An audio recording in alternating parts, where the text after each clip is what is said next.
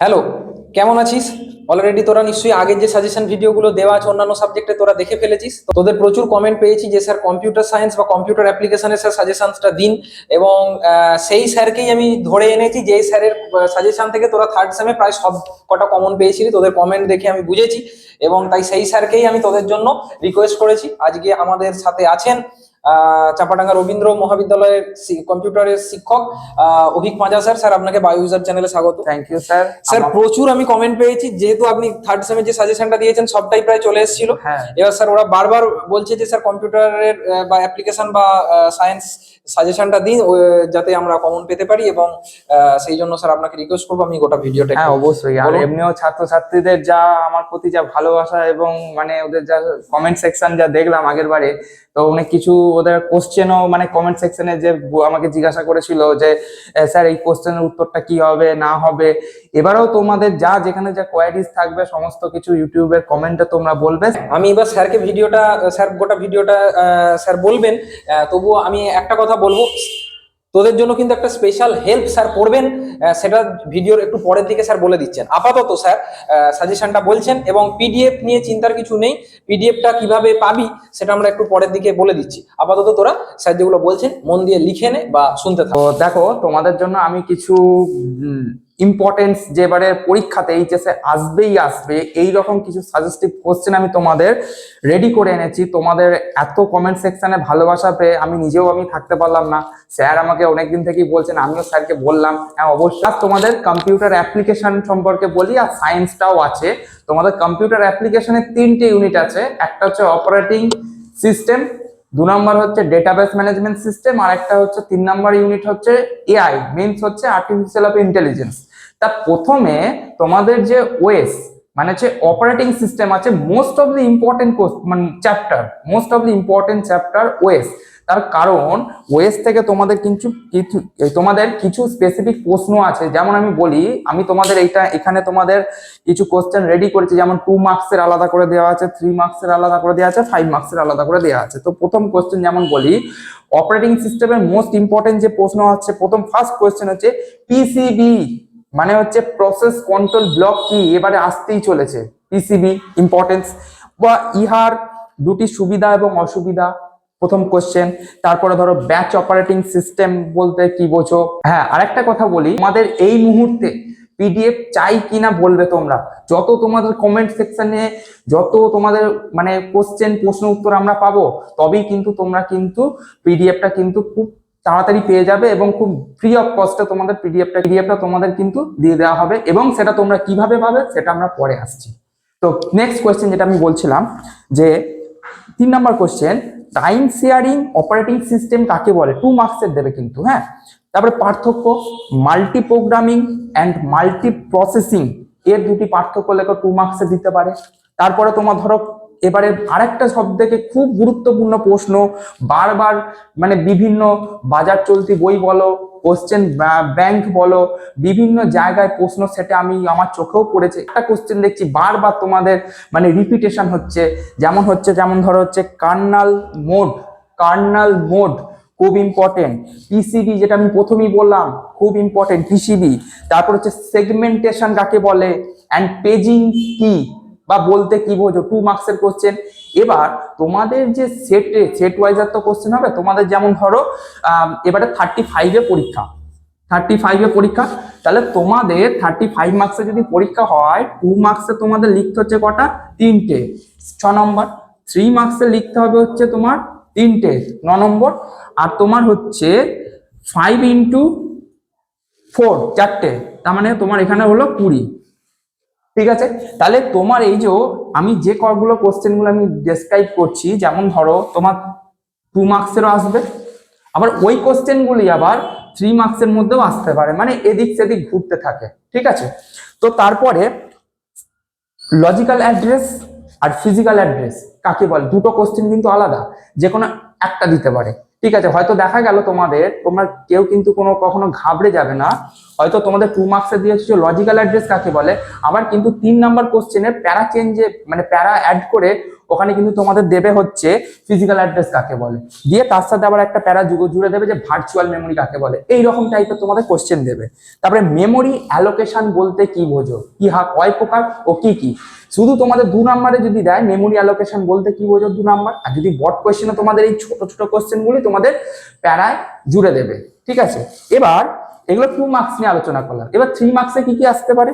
3 মার্কসে যেমন ধরো তোমাদের আমি বলছি কোশ্চেন যে একটি অপারেটিং সিস্টেম কিভাবে প্রসেস ও রিসোর্সগুলি সেগুলোকে দেখে পরিচালনা করে কিভাবে তা সংক্ষেপে বিশ্লেষণ করো। এই একটা প্রশ্ন, খুব ভালো প্রশ্ন এবারে।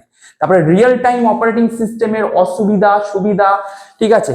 তারপরে আছে তোমাদের ব্যাচ প্রসেসিং ও টাইম শেয়ারিং অপারেটিং সিস্টেমের পার্থক্য।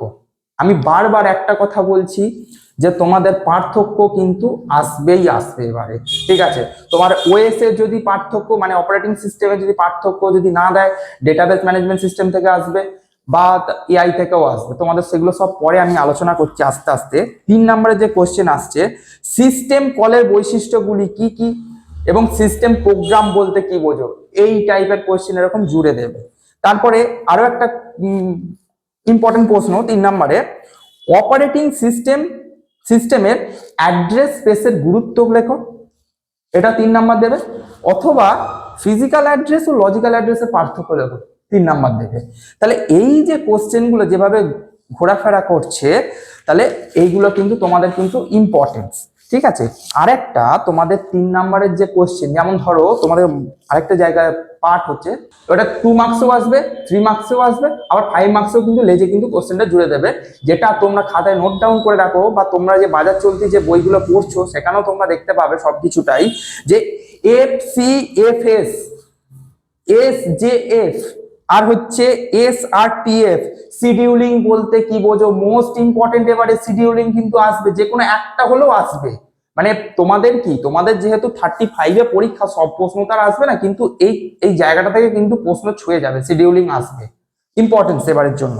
তারপরে তোমাদের যেমন এই যে আমি যেগুলো বললাম যে FCFS, SJF, তারপর হচ্ছে SRTF, এই যে যেটা বললাম, যেমন হচ্ছে ফার্স্ট কাম ফার্স্ট সার্ভ পদ্ধতি ব্যবহার করে নিম্নলিখিত তথ্যগুলির মাধ্যমে অ্যাভারেজ ওয়েটিং টাইম আর অ্যাভারেজ টার্ন অ্যারাউন্ডিং টাইম নির্ণয় করো। এই কোশ্চেন, এরকম কোশ্চেন কিন্তু দেবে পরীক্ষায়, একটা হলো এবারে আসবে, ঠিক আছে। সো তোমাদের সমস্ত কিছুটাই কিন্তু তোমরা PDF এ দেখতে পাবে কোশ্চেন। আমি তোমাদের যেগুলো গুরুত্বপূর্ণ, যেগুলো খুব ইম্পর্টেন্ট, সেগুলো আমি তোমাদের বলছি। আচ্ছা, প্রিমিটিভ ও নন প্রিমিটিভ শিডিউলিং এর পার্থক্য।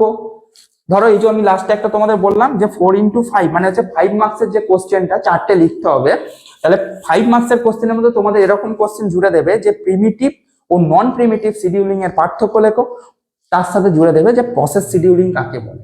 তাহলে কি হয়ে গেল তোমার, ওটা 2x3 দেবে, নাহলে 3+2 দেবে, এরকম দেবে। আচ্ছা, তারপরে তোমাদের আরেকটা যেটা হচ্ছে deadlock, this is a very important. Deadlock বলতে কি বোঝো, ডেডলকের প্রতিরোধের পদ্ধতিগুলির নাম সংক্ষিপ্ত আকারে বিশ্লেষণ করো। এই কোশ্চেনটা তোমাদের 2+3 আকারে দিয়ে দিল।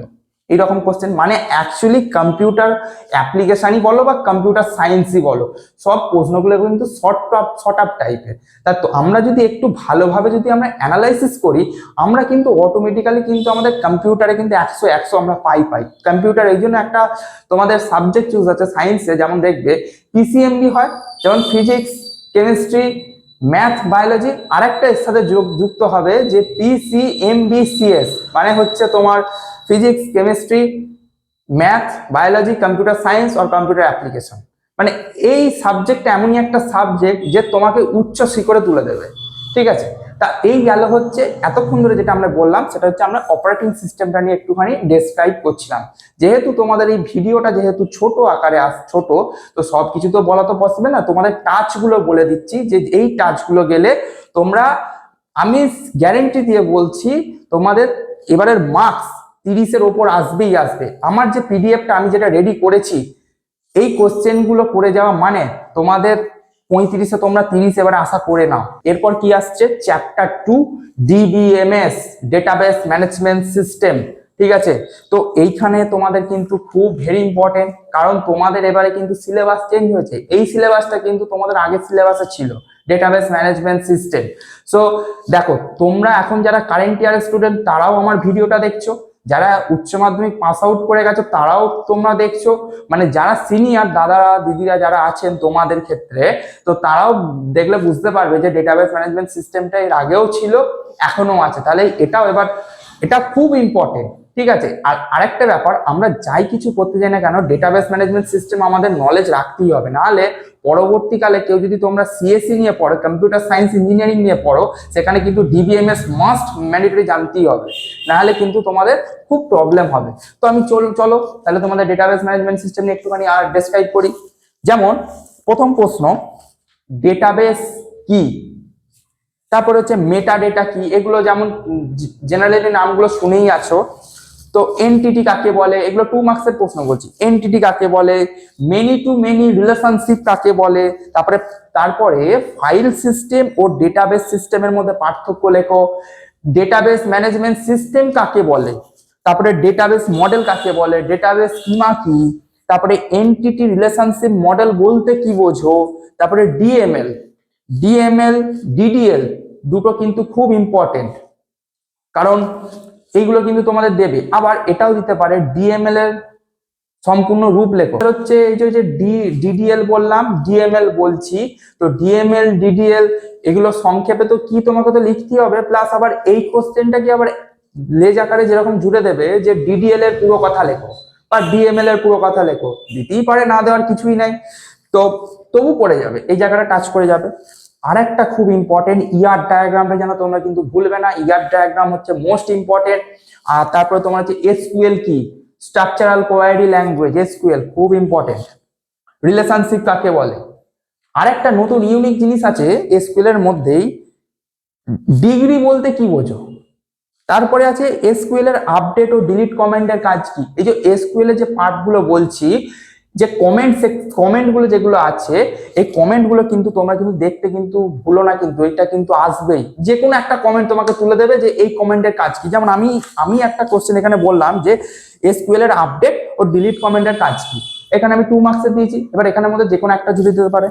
আর একটা এসকিউএল এর যে ডেটা টাইপ, দেখো আমি এইমাত্র যেটা লিখলাম, যে এই লিখছি আমি এইমাত্র যেটা লিখলাম যে এসকিউএল এর এই যে ডেটা টাইপ ভিভিআই লিখেছি, কারণ এখান থেকে যে মোস্ট অফলি কমন যে ডেটা টাইপ গুলো, সেগুলো কিন্তু পরীক্ষা 1 নম্বরের শর্ট কোশ্চেনে কিন্তু দেবে। ধরো তোমাদের এই যে 5 মার্কস, তোমরা হয়তো অনেকে ঘাবড়ে যাবে যে বাবা কম্পিউটার অ্যাপ্লিকেশন ও 5 নম্বরের প্রশ্ন, সেটা কোনো ব্যাপার না, কারণ কম্পিউটার অ্যাপ্লিকেশনটাই তোমাদের ছোট ছোট প্রশ্নগুলো সেগুলো ল্যাজ আকারে কিন্তু জুড়ে দিয়েছে।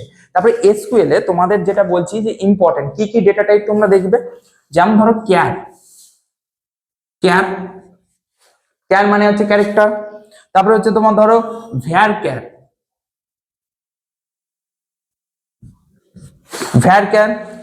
ইন্ট, ফ্লোট, তারপরে আছে ডেট। আবারও বলছি, এই ডেটা টাইপের মধ্যে যদি ডেটা টাইপ দেয়, দিতেই পারে, না দেওয়ার কিছুই নেই, যদি দেয় একটা এর মধ্যে কমন আসবেই আসবে, হয় তোমার এখানে ফ্লোট দেবে, নাই তোমার এখানে দেবে ভ্যারক্যার, আর না হলে তোমার দেবে এখানে হচ্ছে ইন্ট, তিনটার মধ্যে যে কোনো একটা আসবেই আসবে। এসকিউএল এ যদি ডেটা টাইপ যদি দেবে তো একটা, তো এর মধ্যে তোমরা একটা আরামসে কমন পাবে, এটা একটা হলো। আরেকটা যেটা হচ্ছে এসকিউএল এরই আরেকটা পার্ট, তো দেখো এসকিউএল এ আরেকটা ইম্পর্টেন্ট জায়গা আছে, এটা যারা কম্পিউটার সায়েন্সের যারা আছো, যেসব ছাত্রছাত্রীরা যারা দেখছো আমার ভিডিওটা, কম্পিউটার সায়েন্সে কিন্তু মোস্ট ইম্পর্টেন্ট। আমি তোমাদের প্রথমেই বললাম যে কম্পিউটার সায়েন্সও আমি আলোচনা করব, আর অ্যাপ্লিকেশনটাও আমি আলোচনা করছি অলরেডি। এবার সায়েন্সটাও তোমরা এটা খেয়াল রাখো, যে এই যে ক্লজের যে ব্যাপারটা আছে এসকিউএল এ, এই যে ডিস্টিংক্ট ক্লজ এই জায়গাটা একটু দেখে যাবে, আর হোয়ার ক্লজ খুব কিন্তু দুটো ভেরি ইম্পর্টেন্ট। মানে যদি তোমার ধরো সেট 1 এই কোশ্চেনটা আছে, তো সেট 3 তে দেখা যাচ্ছে এই কোশ্চেন, মানে এই ধরনের কিন্তু তোমাদের কোয়ারিজ দিয়ে দেবে। সেটা তোমাদের এসকিউএল এ যেরকম তোমরা শিখেছো, যেভাবে কোয়ারিজ তোমরা পার্ট টু পার্ট ভেঙে করতে হয়, সেইভাবে তুমি করবে, ঠিক আছে।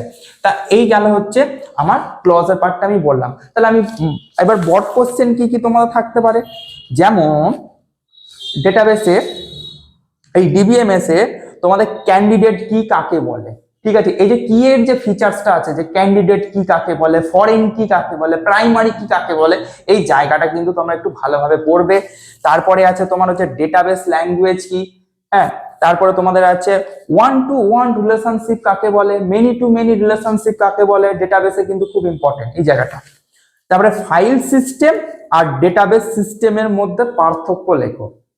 2 নাম্বারেরও দিতে পারে, আবার এটা 3 নাম্বারেরও আসতে পারে। তোমাদের যেহেতু 5 নাম্বারের কোশ্চেন, তো এইভাবেই তো লেট জুড়ে জুড়ে দেবে, তা এইরকম কোশ্চেন গুলোই দেবে তোমাদের। আচ্ছা, ডেটা ডিকশনারি কি, খুব ইম্পর্টেন্ট। তারপরে তোমাদের আরেকটা কোশ্চেন আছে, যেমন ধরো এরকম কোশ্চেন, সেটা তোমাদের পিডিএফ এ তুমি দেখতে পাবে অলরেডি তোমরা, যে ইউনিয়ন, ন্যাচারাল জয়েন, ডিফারেন্স আর রিলেশনাল অ্যালজেব্রার এই অপারেটরগুলো সম্পর্কে আলোচনা করো। ঠিক আছে, এই যে তিনটে যে বললাম, এগুলো কিন্তু এক একটা অপারেটর, এই অপারেটরগুলো সম্পর্কে হালকা করে ডেসক্রিপশনে তোমরা লিখলে কিন্তু নাম্বার পাবেই পাবে।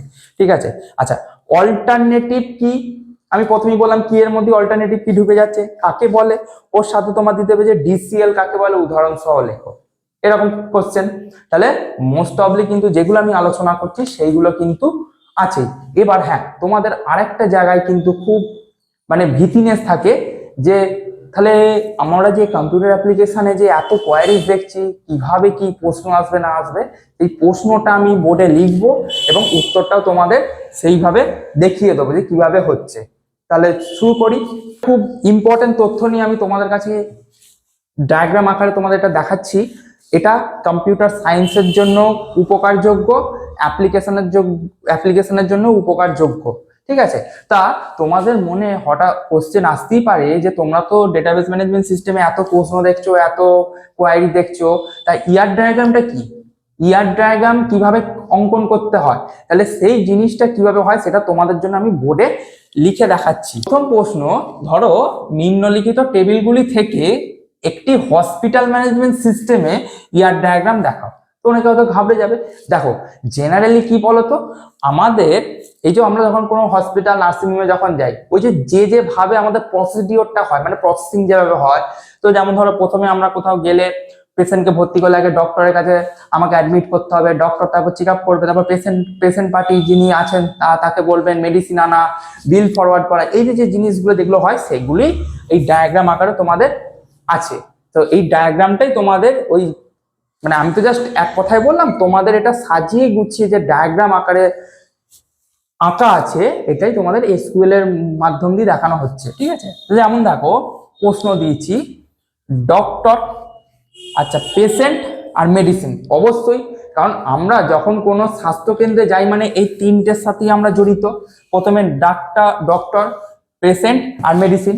তাহলে দেখো প্রথমে ডক্টর, তো আমাদের যাই কিছু প্রবলেম হোক না কেন, আগে ডক্টরের কিন্তু নাম জানতে হবে যে কোন ডক্টর, আচ্ছা তার ডক্টরের আইডিটা কি, তার অ্যাড্রেস, ফোন নাম্বার, অবশ্যই এগুলো আমরা সাধারণত যখন চেক আপ করাতে যাই তখন তাদের প্রেসক্রিপশনে কিন্তু এগুলো থাকে। ঠিক আছে, আচ্ছা, patient ID, address, name, phone number. মেডিসিনে কোয়ান্টিটি, প্রাইস, অবশ্যই যখন আমরা মেডিসিন নিই তার যে বিলটা দেয় সেরকম এই জিনিসগুলো থাকে। তাহলে এইটার এবার আমি, অনেকে যারা দেখোনি যে ইয়ার ডায়াগ্রাম কিভাবে হয়, আমি তোমাদের এইটা ছক আকারে দেখালাম। এই দেখো, প্রথম ফার্স্ট কোয়েশ্চেন ডক্টর দিয়েছি, তাহলে ডক্টর, তাহলে কি বলেছি, প্রথমে নেম আছে, নেম থেকে কি আসছে, ডক্টর আইডি, তারপরে আছে তোমাদের দেখো অ্যাড্রেস, তারপরে আছে দেখো ফোন নাম্বার। তাহলে এটা ডাক্তারের পার্টটা আমার গেল কোয়ারিজ আকারে। ডক্টর এবার কোথায় যাচ্ছে, থ্রেডসে যাচ্ছে, থ্রেডস থেকে যাচ্ছে হচ্ছে আমাদের পেশেন্ট, সেকেন্ডে যেটা আছে পেশেন্ট। আচ্ছা, পেশেন্টের যেমন ধরো নাম, patient ID, address, phone number, এগুলো আমরা সার্কেলের মধ্যে এঁকে দিলাম। পেশেন্ট থেকে এবার কোথায় যাচ্ছি, এবার ধরো আমাদের পেশেন্ট, ডাক্তার বললো পেশেন্টের এই প্রবলেম হয়েছে, তার জন্য সেই প্রবলেমের মেডিসিন আছে, তাহলে মেডিসিন আনতে গেলে আমরা মেডিসিন শপে যাব, তাহলে সেই জন্য আমাদের মেডিসিন শপে গেলে কি দেয়, বিল থেকে আমাদের এই মেডিসিন থেকে কোথায় যাচ্ছে, বিল, তাহলে বিলটাও যাচ্ছে পেশেন্টের কাছে। একটা মেডিসিন থেকে বিল থেকে পেশেন্ট। আচ্ছা, এবার এই মেডিসিনটাই কোয়ান্টিটি আর প্রাইস, এইভাবে তোমাদের কিন্তু ইয়ার ডায়াগ্রামটা হয়। তাহলে দেখো, তোমাদের অনেকে যারা জানো না যে ইয়ার ডায়াগ্রাম কিভাবে হয়, আমি তোমাদের এরকম একটা ছোট কোশ্চেন তোমাদের জন্য সহজভাবে আমি দেখালাম যে এইভাবে হয়। অনেকে ঘাবড়ে যায় যে প্রশ্নটা এইটা দেখি, অনেকে ঘাবড়ে যায়, কিন্তু ঘাবড়ানোর কিচ্ছু নেই। তোমরা তিনটে জিনিসকে আলাদা আলাদা করবে, একটা ডক্টরকে আলাদা করবে, পেশেন্টকে আলাদা করবে, আর মেডিসিনকে আলাদা করবে। দেখো সিম্পল ব্যাপার, কোনো ব্যাপার না। তাহলে বোঝাই যাচ্ছে কম্পিউটার সায়েন্সের জন্য খুব ইম্পর্টেন্ট, অ্যাপ্লিকেশনের জন্য ইম্পর্টেন্ট। এবার এই ধরনের এটাই পরীক্ষায় আসবে সেটা কথা নয়। পরীক্ষায় এর থেকেও ধরো আরো গুরুত্বপূর্ণ মানে এসকিউএল কোয়ারি আছে, যেমন ধরো একটা লাইব্রেরি ম্যানেজমেন্ট আছে, আমার খুব ইম্পর্টেন্ট। আমার এটা হঠাৎ করে মনে পড়ে গেল, লাইব্রেরি ম্যানেজমেন্ট কিন্তু তোমাদের পরীক্ষা এবার আসতে পারে। তো এই পর্যন্ত তোমরা নোট ডাউন করে নিলে, যারা খাতায় লিখছো লিখে নাও, যারা শুনছো ভালো করে শুনে তোমরা নোট করে নিও। তা এটা গেল ডিবিএমএস। এরপর আমি তোমাদের এবার পরের ইউনিট এআই নিয়ে একটুখানি অ্যানালাইসিস করব। তাহলে শুরু করি। এরপর থার্ড ইউনিট যেটা আছে তোমাদের এআই। এআই মানে হচ্ছে আর্টিফিশিয়াল অফ ইন্টেলিজেন্স। আজকে দেখো আমরা যাই কিছু করছি না কেন, আমাদের কিন্তু এআই চলে এসছে। ঠিক আছে, আজকে দেখো এই যে এআই এর ক্ষেত্রে আমরা কোনো কিছু ধরো প্রবলেম হলে আমরা কোথায় সার্চ করছি? গুগলে যাচ্ছি। গুগল কি করছে? গুগল আমাকে চ্যাট জিপিটিতে কনভার্ট করে দিচ্ছে, যে চ্যাট জিপিটি এইটা এআই এর একটা নতুন ভার্সন। তারপরে এখন তোমরা দেখবে এই যে হোয়াটসঅ্যাপ বলো, ফেসবুক বলো, ইনস্টাগ্রাম বলো, যে কোনো সোশ্যাল মিডিয়া এখন কিন্তু এআই কিন্তু কনভার্ট হয়ে গেছে। এখন দেখবে একটা হোয়াটসঅ্যাপে যে ধরো আমাদের কারোর ভালো লাগছে না, তাহলে আমরা কার সাথে কমিউনিকেট করব? দেখবে আমাদের মেটা এআই বলে হোয়াটসঅ্যাপে একটা মানে চ্যাট বক্স আছে, যেখানে দেখবে নিজের সাথে এআই এর সাথে আমরা কিন্তু কমিউনিকেট করতে পারি। আমরা যদি এআই কে যদি প্রশ্ন করি এআই কেমন আছো, ও কিন্তু সঙ্গে সঙ্গে ঘুরে রেসপন্স করে দেবে। এগুলো কিন্তু আমরা অনেক সময় মানে মজার ছলে কিন্তু আমরা করেই থাকি। তাহলে এআইটা বোঝাই যাচ্ছে। তাহলে এআই থেকে তোমাদের কি কি প্রশ্ন হতে পারে তা আমরা একটুখানি আলোচনা করি। তার কারণ হচ্ছে দেখো ভিডিওর মধ্যে তো সব কিছুটা কভার করা সম্ভব নয়, যেগুলো খুব ইম্পর্টেন্ট তথ্য সেগুলি তোমাদের সামনে নিয়ে আমি তুলে ধরলাম। পিডিএফটা তোমরা কিন্তু পিডিএফ নেওয়ার জন্য যারা যারা চাইছো যে আমার এই মুহূর্তে পিডিএফটা দরকার, তোমরা কমেন্ট সেকশনে কমেন্ট করো, এবং তোমরা পরবর্তী যা যা প্রশ্ন সব পিডিএফ এর মধ্যেই আছে। তাহলে চলো শুরু করি। প্রথমেই ফার্স্ট কোশ্চেন এআই থেকে দেবে যে কৃত্রিম বুদ্ধিমত্তা বা এআই মানে আর্টিফিশিয়াল ইন্টেলিজেন্স কি। সেকেন্ড প্রশ্ন হচ্ছে আর্টিফিশিয়াল ইন্টেলিজেন্সের দুটো ব্যবহার সম্পর্ক মানে সংক্ষেপে আলোচনা করো, যেতেই পারে। 3 নম্বর প্রশ্ন, এই যে ধরো আজকে আমরা আছি হিউম্যান ইন্টেলিজেন্স আর আর্টিফিশিয়াল ইন্টেলিজেন্স, দুটোর মধ্যে কিন্তু ডিফারেন্সিয়েশন দিতে পারে। তাহলে হিউম্যান ইন্টেলিজেন্স মানে মানব বুদ্ধিমত্তা, আমরা যেভাবে কাজগুলো করছি সেইগুলোর সাথে এআই এর সাথে ডিফারেন্সিয়েশন করেছে, পার্থক্য। তারপরে আছে মেশিন লার্নিং বলতে কি বোঝো? মেশিন লার্নিং বলতে কি বোঝো? মেশিন লার্নিং এর প্রকারভেদ কি কি, ওই জায়গাটা দেখবে। সুপারভাইজ লার্নিং কি, তারপরে সুপারভাইজ লার্নিং এর ব্যবহারগুলি কি কি। এটা যেহেতু তোমাদের থিওরিটিক্যাল চ্যাপ্টার, একটুখানি তোমরা যদি মনোযোগ সহকারে পড়ো দেখবে তোমাদের ইজিলি হয়ে যাবে। আমি প্রথমেই বললাম যে পুরোপুরি যা যাবতীয় যা কোয়েশ্চেন যা পিডিএফ এর মধ্যে থাকবে A to Z তোমাদের 35-এর মধ্যে 35 আসবেই আসবে। তারপরে হচ্ছে আনসুপারভাইজ লার্নিং বলতে কি বোঝো? আনসুপারভাইজ লার্নিং এর ব্যবহারগুলি কি কি। তারপরে আছে তোমাদের হচ্ছে কাস্টমার সার্ভিস ও চ্যাটবোর্ডের এআই এর ব্যবহার লিখো, আসতেই পারে, না আসার কিছুই নেই। তারপরে আছে তোমাদের ডিপ লার্নিং কাকে বলে, নিউরাল নেটওয়ার্ক কি, ঠিক আছে, কাস্টমার সার্ভিস ও চ্যাটবোর্ডের মধ্যে ডিফারেন্সিয়েশন কোথায়, যে পার্থক্য 2 মার্কসে দিতেই পারে। ধরো অনেকে হয়তো ঘাবড়ে যাবে, এই রে আমি তো এটা সংজ্ঞা পড়ে এসেছি, তাহলে পার্থক্যতে আমি কি লিখবো? একটুখানি তোমরা যদি বুদ্ধি খাটিয়ে ওই সংজ্ঞাটা কি আমরা কিন্তু ছোট ছোট পয়েন্ট আকারে ভেঙে কিন্তু পার্থক্যতে কিন্তু আমরা অ্যানালাইসিস করে দিতে পারি, ঠিক আছে। আচ্ছা, তারপরে আছে নিউরাল নেটওয়ার্কের প্রকারভেদ সম্পর্কগুলি আলোচনা করো। এনএলপি ন্যাচারাল ল্যাঙ্গুয়েজ তোমাদের প্রসেসিং কি, এটা কিন্তু সম্পূর্ণ নাম দিতেই পারে, যে সম্পূর্ণ নাম অর্থ লেখো, দিল। তারপরে তোমাদের যে প্রশ্ন আছে কম্পিউটার ভিশন বলতে কি বোঝো, কম্পিউটার ভিশন কিভাবে কাজ করে। দেখো আমি যে কোশ্চেনগুলো তোমাদের সামনে বলছি এগুলো কোশ্চেনগুলো কিন্তু 2 মার্কসও দিতে পারে, আবার 2 মার্কস থেকে আবার তোমাদের 3 মার্কসও দিতে পারে, আবার এই 2 আর 3 দুটোকেই অ্যাডিশন করে 5 মার্কসে দেবে। 5 মার্কস মানে তোমাকে একবারে টিকা সংক্ষিপ্ত আকারে সবকিছু দেবে না, কিন্তু 5 মার্কস মানে তোমাদের শর্ট আউট আকারেই দেবে। তারপরে তোমার ধরো পরের প্রশ্ন একটু আলোচনা করি, যে অর্থনৈতিক জালিয়াতি শনাক্তকরণে এআই এর ব্যবহার লেখো। এই যে আজকের দিনে দেখতেই পাচ্ছি আমরা যে কিভাবে চারিদিকে ফ্রড, জালিয়াতি, প্রতারণা হচ্ছে, তাহলে সেইটা থেকে আমরা এআই কে কাজে লাগিয়ে কিভাবে আমরা কাজটা করব সেটা কিন্তু প্রশ্নতে দেবে। ঠিক আছে, আচ্ছা, তারপরে হচ্ছে অ্যালগোরিদম ট্রেডিং এর ব্যবহারগুলি আলোচনা করো। নেক্সট প্রশ্ন হচ্ছে, আচ্ছা আরেকটা শেষে নোট করবে, শিক্ষাক্ষেত্রে এআই এর ব্যবহারগুলি উল্লেখ করো। আজকে এই যে আমরা যে এত পড়াশোনা করছি, আজকের দিনে এত যে আমরা ফাস্ট ভার্সন, কার জন্য? এআই, মানে কৃত্রিম বুদ্ধিমত্তার জন্য আজকে কিন্তু আমরা এত ফাস্ট। আজকে দেখো যাই কিছু সমস্যা হোক, ম্যাথস বলো, যাই কিছু বলো, কোনো কিছু সমস্যা হলে কিন্তু আমরা কোথায় যাচ্ছি? এআই তে গিয়ে আমরা জিজ্ঞাসা করছি যে এটার সলিউশন কি, সঙ্গে সঙ্গে এআই কিন্তু সাথে সাথে কিন্তু আমাকে উত্তর দিয়ে দিয়েছে। তাহলে কতটা আজকে ফাস্ট এআই চলে, মানে কতটা ফাস্ট দুনিয়া আজকের দিনে এআই যখন আছে, মানে তাহলে আমাদের কোনো সমস্যা হওয়ারই কথা নয়। আচ্ছা, ব্যক্তিগত শিক্ষার ক্ষেত্রে এআই এর ব্যবহার লেখো, খুব ইম্পর্টেন্ট। তো এআই এর মধ্যে যে যে প্রশ্নগুলো আমাদের গুরুত্বপূর্ণ সেগুলো আমি তোমাদের সবটাই আমি অ্যানালাইসিস করে দিলাম। এবার বাকি যা যা এর বাইরে আসবে না আশা করি, তো যা যা কোশ্চেন সব পিডিএফ এর মধ্যে দেওয়া রইল। একটা অসংখ্য ধন্যবাদ স্যার, এতটা টাইম দিয়ে টোটাল সাজেশনটাকে কভার করলেন। তো আশা করছি থার্ড সেমে স্যার যেরকম সাজেশন দিয়েছিলেন তার বাইরে যেমন কিছু আসেনি, তো ফোর্থ সেমেও সেটাই হবে আশা করা যাচ্ছে। আমি স্যারকে আবার ধন্যবাদ জানাই। Thank you sir. আর পিডিএফ এবার বলেই দিই, সেটা হচ্ছে এই ভিডিওর ডেসক্রিপশন বক্সে হোয়াটসঅ্যাপ গ্রুপের লিঙ্ক দেওয়া আছে, তো সেই হোয়াটসঅ্যাপ গ্রুপে জয়েন করে যাও, সেখানে আমরা ফ্রিতে পিডিএফটা প্রোভাইড করবো। থ্যাংক ইউ সবাই।